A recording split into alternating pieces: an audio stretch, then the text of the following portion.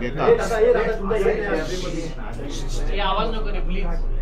गेल्या काही दिवसात दुसऱ्या वेळेला मातोश्रीत आलेले आहेत आणि एक गोष्ट नक्की की नातं जपण्यासाठी शिवसेना आणि मातोश्री प्रसिद्ध आहे. काही लोक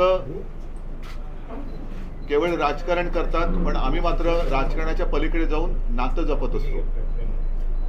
अरविंद जी, आप आए हो, मैं यही कह रहा था कि पिछले कुछ दिनों में आप लगातार दूसरी बार आए हो. हम तो रिश्ता मानने वाले और रिश्ते संभालने वाले लोग हैं. ठीक है, राजनीति अपनी और अपनी जगह पर है.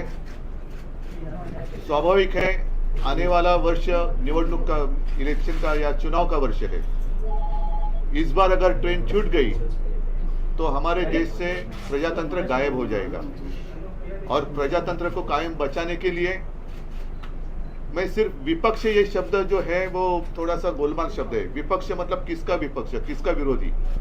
हम तो सारे देश प्रेमी हैं और देश से जो प्रजातंत्र हटाना चाहते हैं वो प्रजातंत्र के लिए और देश के लिए मैं मानता हूँ आज से उनको विपक्ष या विरोधी बोलना चाहिए. लोकतंत्र विरोधी, लोकतंत्र विरोधी लोगों का मुकाबला करने के लिए और देश को बचाने के लिए हम एक साथ आए हैं. संविधान को बचाने के लिए आए हैं. और जैसे अभी आपने देखा होगा पिछले कुछ दिनों में सर्वोच्च न्यायालय ने 2 निकाल दिए हैं. एक तो शिवसेना के बारे में है और दूसरा दिल्ली के बारे में, दिल्ली के विषय में.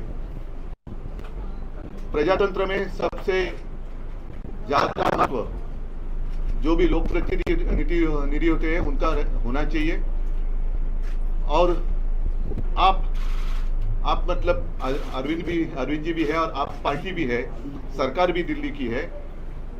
उनके मैं साइड से नहीं कहता कि, लेकिन उनके बारे में जो सर्वोच्च न्यायालय ने एक फैसला दिया है वो एक प्रजातंत्र के लिए आवश्यक था, लेकिन उसके खिलाफ केंद्र सरकार ने काय म्हणे त्याला वटहुकूम अध्यादेश लाया. तो ये कौन सा जनतंत्र है? ये तो लोगों ने चुने हुए प्रतिनिधि है, अपने लोग हैं, अपना प्रतिनिधि उन्होंने चुना है, तो उनको कुछ अधिकार होने चाहिए कि नहीं होने चाहिए? तो फिर शायद ऐसे भी दिन आ जाएंगे कि राज्य में, स्टेट में इलेक्शन ही नहीं हो जाएंगे, सिर्फ केंद्र में इलेक्शन हो जाएंगे. वो भी इलेक्शन 2024 तक होने की संभावना है. उसके बाद जनता जो फैसला करेगी वो जनता, इसलिए हम उनको नींद से जगाने के लिए एक साथ आए हैं. बाकी की जो बातें हैं मैं अरविंद जी आपको कहूंगा कि आप विस्तार से कहें, नहीं तो मैं ये सारी बातें कह दूंगा तो आपको कहने के लिए कुछ बचेगा. सबसे पहले मैं आप सब लोगों को शुक्रिया अदा करता हूं आज यहाँ आने के लिए. मैं उद्धव जी का, उनके पूरे परिवार का और उनकी पार्टी का अपनी तरफ से, अपनी पार्टी की तरफ से और हमारी पूरी टीम की तरफ से, हम जो लोग आए हैं सबकी तरफ से तहे दिल से शुक्रिया अदा करता हूँ. इतना उन्होंने अब हमें अपने परिवार का हिस्सा बना लिया है. तो जैसा उन्होंने कहा, मैं भी उन्हें कहना चाहता हूँ कि हम भी रिश्ता निभाने वालों में हैं. आपके साथ रिश्ता बनाया है तो पूरी ज़िंदगी आपके साथ रिश्ता निभाएंगे, दोस्ती का रिश्ता. Thank you so much for receiving us so warmly. जैसा आप सब लोग जानते हैं कि दिल्ली के लोगों ने बहुत लंबी लड़ाई लड़ी अपने अधिकारों के लिए. जैसे ही दिल्ली में हमारी सरकार बनी 2015 में, हमारी सरकार बनते ही मोदी सरकार ने हमारी सारी शक्तियां छीन ली एक छोटा सा नोटिफिकेशन पारित करके. फरवरी 2015 में सरकार बनी और मई के अंदर 3 महीने में नोटिफिकेशन जारी करके हमारी सारी शक्तियां छीन ली. 8 साल दिल्ली के लोगों ने लड़ाई लड़ी सुप्रीम कोर्ट के अंदर. 8 साल लड़ाई लड़ने के बाद सुप्रीम कोर्ट ने हमारे पक्ष में फैसला दिया. जिस दिन फैसला आया 8 साल की लड़ाई के बाद, उसके 8 दिन के अंदर केंद्र सरकार ने अध्यादेश जारी करके वो सारी शक्तियां वापस छीन ली. तो जनतंत्र के अंदर जनता की चलनी चाहिए कि गवर्नर की चलनी चाहिए, जनता की चलनी चाहिए कि केंद्र की चलनी चाहिए? जनतंत्र में तो चुनी हुई सरकार के पास पावर होनी चाहिए ताकि जनता के, जो जनता मांगे वो काम कर सके. जनता के प्रति जवाब दे तो चुनी हुई सरकार होती है. लेकिन उन्होंने सारी शक्तियां छीन ली. इसका मतलब ये साफ ये लोग ये बोल रहे हैं कि हम सुप्रीम कोर्ट को नहीं मानते. पिछले जिस तरह का इनका रवैया इन लोगों का, हमने पिछले कुछ महीनों में ये भी देखा कैसे इन लोगों ने, इनके मंत्रियों ने, इनके नेताओं ने सुप्रीम कोर्ट के दूसरे जजों को किस तरह से ये लोग गाली देते हैं, गंदी गंदी गालियां देते हैं, जिस तरह से इनके लोग जजों के खिलाफ और जुडिशरी के खिलाफ सोशल मीडिया पे कैंपेन चलाते हैं, इनके लोग जजेस को, रिटायर्ड जजेस को एंटी नेशनल बोलते हैं, तो इनका जुडिशरी पे इनका कोई वो नहीं है। अब इन्होंने एक मैसेज दे दिया कि सुप्रीम कोर्ट जो मर्जी फैसला दे, हम नहीं मानते, हम ऑर्डिनेंस ला के सुप्रीम कोर्ट के फैसले पलट देंगे। ऐसे हमारा कैसे चलेगा? ऐसे तो हमारा देश नहीं चल सकता। और ये जनतंत्र सुप्रीम कोर्ट को भी नहीं मानते और ये जनतंत्र को भी नहीं मानते। शिवसेना तो सबसे ज़्यादा भुक्तभोगी है। किस तरह से भारी बहुमत से चुनी हुई, जनता द्वारा चुनी हुई सरकार को इन्होंने गलत तरीके से सीबीआई से, ईडी से, पैसे से इनके एमएलए को तोड़ के इनकी सरकार गिरा दी। तो अब इनके 3 तरीके हैं बीजेपी के। 3 तरीकों से अगर कोई बीजेपी की सरकार नहीं बनाएगा, किसी राज्य में नहीं बनेगी, तो या तो वो एमएलए खरीद के उसकी सरकार गिरा देंगे, या एमएलए सीबीआई और ईडी का डर दिखा के एमएलए तोड़ के उनकी सरकार गिरा देंगे, और या फिर ऑर्डिनेंस ला के उनकी सारी शक्तियां छीन लेंगे। दिल्ली में यही हुआ, इन्होंने ऑपरेशन लोटस किया, 2-3 बार ऑपरेशन लोटस किया, हमारे एमएलए खरीदने की, तोड़ने की कोशिश की, हमारा एक भी एमएलए नहीं बिका। जब इन्होंने देखा कि इनकी सरकार टूट नहीं रही, इनकी सरकार गिर नहीं रही, तो अब ये ऑर्डिनेंस ला के इन लोगों ने हमारी सारी शक्तियां छीन ली। तो इन लोगों को बहुत ज़्यादा अहंकार हो गया है, और जब किसी आदमी को बहुत अहंकार हो जाता है तो बहुत स्वार्थी हो जाता है वो आदमी। ऐसा व्यक्ति देश नहीं चला सकता जो इतने अहंकार और इतने स्वार्थ के अंदर जीता है। वो फिर देश के बारे में नहीं सोचता, वो केवल ये ऑर्डिनेंस क्या है, ये ऑर्डिनेंस ये है कि सुप्रीम कोर्ट की हिम्मत कैसे हो गई हमारे खिलाफ आदेश देने की, हम देखते हैं। तो ये अहंकार का नतीजा है। अहंकार के अंदर जब आदमी आ जाता है तो फिर कुछ नहीं बचता है। तो मैं बहुत बहुत शुक्रिया अदा करता हूँ शिवसेना का, उद्धव जी का, कि उन्होंने दिल्ली के लोगों का आज साथ दिया। ये लड़ाई दिल्ली की नहीं है, ये लड़ाई पूरे देश के अंदर संविधान की है, जनतंत्र की है, फेडरलिज्म की है। जिस तरह से सारी देश के अंदर सरकारों को परेशान किया जा रहा है, सीबीआई और ईडी का डर दिखा के सरकारें तोड़ी जा रही हैं गवर्नर्स के जरिए। आपको जान के ताज्जुब होगा, पंजाब के अंदर इस बार बजट सेशन नहीं बुलाने दिया गवर्नर ने। गवर्नर ने कहा बजट सेशन नहीं होगा। आप सोच सकते हैं, बजट सेशन की अनुमति नहीं दी गवर्नर ने। इनको सुप्रीम कोर्ट जाना पड़ा, सुप्रीम कोर्ट से आदेश लेके आए कि बजट सेशन होगा, तब बजट सेशन हुआ। तो ये तो जनतंत्र ही नहीं बचेगा।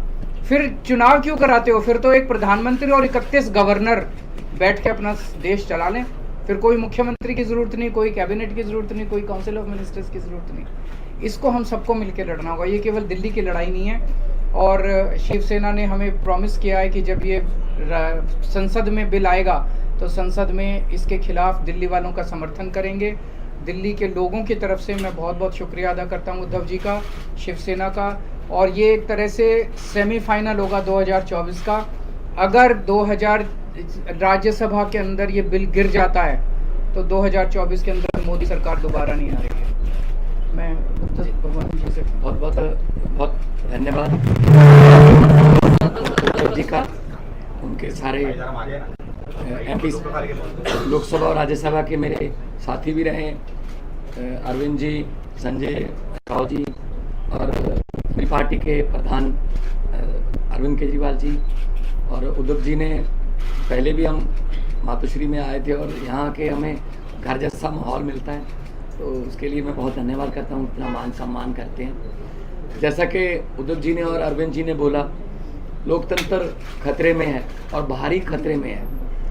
कैसे इलेक्टेड की जगह सिलेक्टेड लोग जो हैं वो जनता को चलाते हैं, वो सरकारें चलाते हैं, जबकि लोकतंत्र का मतलब है इलेक्टेड। ये गवर्नर है सिलेक्टेड। तो एलजी कौन बनाता है? एलजी की कभी एलजी ने कोई जनता से कोई गवर्नर ने किसी जनता से कोई मैंडेट लिया? नहीं लिया। अपनी मर्जी का गवर्नर लगा दिया, तंग करो चुनी हुई सरकार को। अगर सरकार इनकी नहीं बनी, हमें भी बजट सेशन के लिए सुप्रीम कोर्ट आना पड़ा। हमारे तो गवर्नर साहब इस बात से भी मुकर गए थे बजट सेशन में कि मैं माई गवर्नमेंट नहीं कहूँगा। तो हमने कहा जी माई गवर्नमेंट क्यों नहीं कहोगे आप? आपकी गवर्नमेंट, आपके सम्मान किया आपने, तो भाषण जो लिखा है वो तो पढ़ना पड़ेगा आपको, वो तो संविधान में है। इसके लिए भी हमें सुप्रीम कोर्ट से ऑर्डर लेना पड़ा कि आपको माई गवर्नमेंट कहना पड़ेगा, वरना दिस गवर्नमेंट कहने वाले थे। दिस गवर्नमेंट मतलब जो राजभवन है पूरे देश में वो बीजेपी के हेड ऑफिस बन गए हैं, जो गवर्नर हैं वो स्टार कैंपेनर बन गए हैं बीजेपी के। ये लोकतंत्र नहीं है। गुलदस्ते में एक ही तरह के फूल नहीं हो सकते। भारत एक गुलदस्ता है, हर फूल का अपना अपना रंग है, हर फूल की अपनी खुशबू है। तो एक माला की तरह भारत है, हर माला का मन का जो है वो अलग अलग रंग का है। लेकिन ये चाहते हैं हमारा ही हो सब कुछ, हमारा ही हो सब कुछ, हम ही राज करें। जैसा कि अरविंद जी ने बताया, अगर जीत के नहीं आते, इलेक्शन से नहीं आते तो बाई इलेक्शन से आ जाते हैं, अगर बाई इलेक्शन से ना आए तो खरीद लेते हैं। तो देश के लिए लोकतंत्र जो है, जैसा कि अदूप जी ने कहा कि विपक्ष नहीं है हम तो देश को प्यार करने वाले लोग हैं। असल में असली जो विरोधी हैं देश के वो हैं जो देश को चला रहे हैं, जो लोकतंत्र की हत्या कर रहे हैं, जो हर रोज धज्जियां उड़ा रहे हैं लोकतंत्र की। तो दिल्ली की उसके बाद आपको सुन के ताजुब होगा, 2015 में शक्तियां छीन ली, तब 67 सीट आई थी 70 में से। शक्तियां ना होने के बावजूद भी अरविंद जी ने काम किए अपने दृढ़ इरादों से, क्योंकि उड़ान जो है वो हौसलों से होती है, वो पंखों से नहीं होती। तो शक्तियां छीनने के बाद भी काम किए। 2020 में दोबारा शक्ति दी लोगों ने, 63 सीट्स। अब इनको यही दिक्कत है कि हम लोग अब एमसीडी भी हार गए। अब इनको ये लगता है कि हम धीरे धीरे देश में हारना शुरू कर चुके हैं। तो अभी देश को बचाना है, अगर सभी को इकट्ठे होना पड़ेगा। हाँ, कुछ विचारक मतभेद होंगे कई पार्टियों के देश में, लेकिन देश बचाने के लिए हमें इकट्ठा होना पड़ेगा। अगर देश ही ना बचा तो फिर पार्टियां क्या करेंगी? पार्टियों का प्रधान बन के, मुख्यमंत्री बन के क्या करोगे जब देश ही ना रहा? 24 में अगर ये आ गए, ये संविधान बदल देंगे। और ये जिस तरीके से चल रहे हैं प्रधानमंत्री जी, बिल्कुल आने वाले दिनों में नरेंद्र पुतिन बनने वाले हैं ये। हाँ, ये इलेक्शन ही कराएंगे, ये कहेंगे 35 साल की मैं ही हूँ, बस 40 साल की ये मैं ही हूँ। तो ये उन राहों पर चल रहे हैं।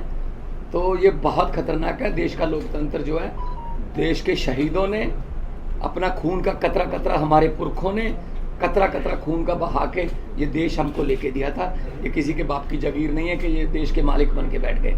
इनकी कोई कुर्बानी, देश को आज़ाद करवाने में इनका कोई योगदान नहीं है, लेकिन जो आज़ादी के परवाने थे उन्होंने देश लेके दिया। और देश को ये किन हाथों में बेच रहे हैं, कैसे हर रोज बैंक बिक रहे हैं, रेल बेच दी, तेल बेच दिया, एयरपोर्ट बेच दिया, सब कुछ बेच दिया। कैसे जो जुडिशरी को तंग किया जा रहा है। तो हम उद्धव जी के पास इसलिए आए हैं कि क्योंकि ये भी पीड़ित हैं, उस जो कुल्हाड़ी लेके बैठे हैं ये दिल्ली में, वो सब पे चलती है। तो इसके लिए हम सबको इकट्ठा होके देश को बचाने वाली पीढ़ियां हमसे सवाल पूछेंगी, जब लोकतंत्र खत्म हो रहा था तो आप क्या कर रहे थे? कम से कम हम जवाब देने के लायक रहेंगे कि हम कोशिश कर रहे थे, हम के बाद इनके विरुद्ध इकट्ठे हो रहे थे, हम लोगों को 140 करोड़ लोगों को ये बात मीडिया के जरिए अपने अपने भाषा में समझा रहे थे। तो लोकतंत्र को बचाने के लिए आज हम आए हैं। और मुझे खुशी है कि उद्धव जी ने बहुत ही साथ दिया, और पहले भी बहुत से मुद्दों पर हम लोकसभा में इकट्ठे लड़ते रहे हैं, शिवसेना के जितने भी MP साहबान होते थे।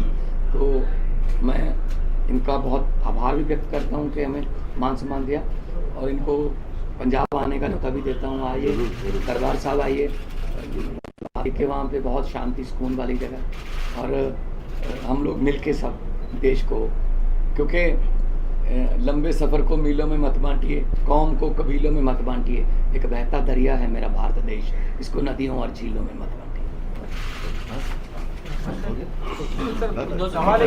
आने वाले चुनाव में लोकसभा